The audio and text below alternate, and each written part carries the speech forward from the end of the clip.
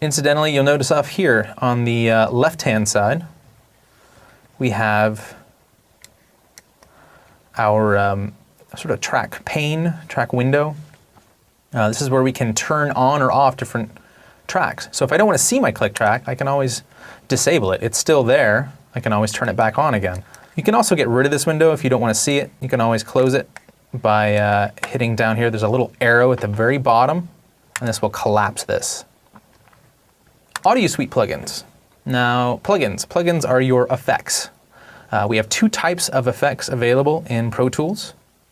One is what we call real-time Audio Suite plugins. The real-time function in real time. So when I hit play and it's moving, our song is moving forwards, the computer is actually processing the audio and generating the sound. The other type of plugin that we can use is what we call Audio Suite, which is an offline based. So I can select a region or a portion of a region and open up one of these effects and just process what I've selected. And it does it offline, and it basically re-records or replaces what was originally there with the processed one. This is a cool way of working. Both have their advantages and disadvantages. RTAS is the preferred way if you're going to be mixing, but you can do some really creative stuff with Audio Suite plugins. Moving on to our options, you'll see loop record and also loop playback. These are important. I'm actually going to bring up my transport. You notice down here it says Apple 1. You'll see that the 1 is actually in a square. That means it's 1 on your keypad. So if I hit Command 1, it brings up my transport. If you notice the little green play button, when I hit loop playback, it actually puts a little cycle on it. So what this means is if I make a selection, like between 9 and 17, and I hit play, let's make it a little smaller. You'll notice as my playhead, this is this line that's moving across, as it reaches the end, it's going to loop around, and it'll just keep looping like that. This allows us to focus on a certain edit point, and we can go through and perfect what we're trying to work on, or when we're recording. A lot of times we'll set up a 2-bar, 4-bar, or 8-bar loop and record different passes. If it's MIDI data or audio data, it's very useful to do this. A lot of music that we make these days is loop-based music. You know, we may create a 4-bar drum loop, and we'll have variations on that, but for the most part, it's the same drum loop throughout the song. This is really used a lot when we talk about most modern electronic music production, regardless of genre. All electronic music is all pretty much loop-based and has very specific tempos.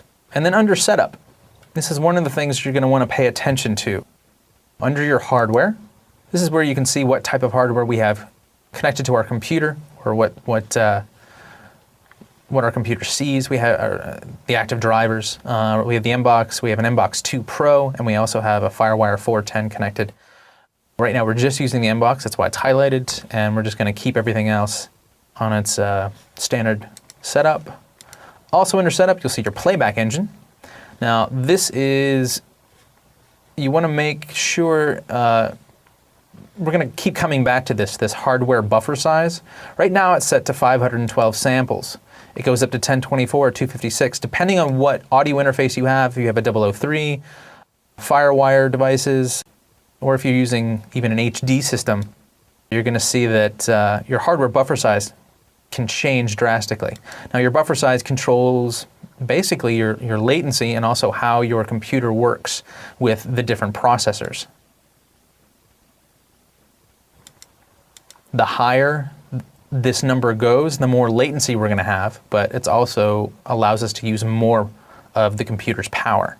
Imagine having a microphone and you strum the guitar, but you don't actually hear it until a second later. And if you're trying to monitor and play along with yourself, you're not going to be able to. So we'll be sort of playing with this a little bit. It does, you do want to keep that in mind. And then last but not least, we have our different windows. Now, this is something new in Pro Tools LE8, window configurations. It is possible to create different screen sets, and you can bounce between them. A screen set is just a view with a certain number of windows open. Maybe you want a mix window with the new MIDI editor open, and you'll save that as a screen set. And then you can quickly bounce between these different configurations, which is pretty cool.